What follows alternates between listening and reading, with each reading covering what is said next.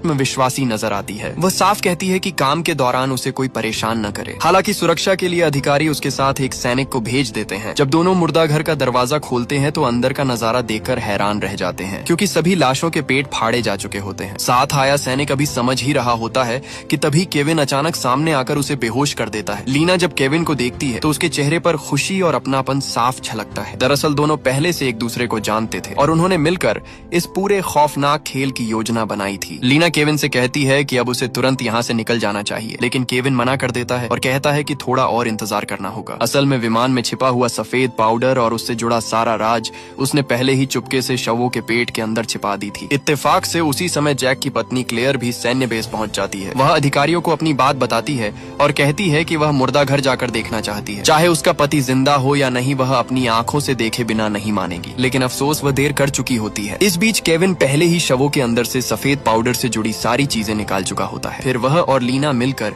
मुर्दा घर के हर कोने में ज्वलनशील पदार्थ फैला देते हैं। जैसे ही माचिस जलाई जाती है तो देखते ही देखते पूरा कमरा आग की लपटों में घिर जाता है। अब कोई भी यह नहीं जान पाएगा कि कौन मरा और कौन बचा, क्योंकि सबूत पूरी तरह मिट चुके थे। बाहर क्लेयर तेजी से मुर्दा घर की ओर बढ़ रही होती है, तभी अचानक एक जोरदार धमाका होता है। आग की लपटें आसमान तक उठने लगती है। सभी सैनिक अफरा तफरी में फंस जाते हैं। इसी मौके का फायदा उठाकर लीना और केविन गाड़ी में बैठकर वहां से भाग निकलते हैं। सैनिक आग बुझाने में इतने व्यस्त हो जाते हैं कि उनका पीछा तक नहीं कर पाते और उनकी कार आसानी से वहां से निकल जाती है। दूसरी तरफ जंगल में बचे हुए लोगों को ढूंढ रही टीम को काफी देर तक कुछ भी खास नहीं मिलता, सिवाय एक अजीब से मुखौटे के। वे लौटने ही वाले होते हैं कि तभी एक सतर्क सैनिक को जंगल में तेज चमक दिखाई देती है।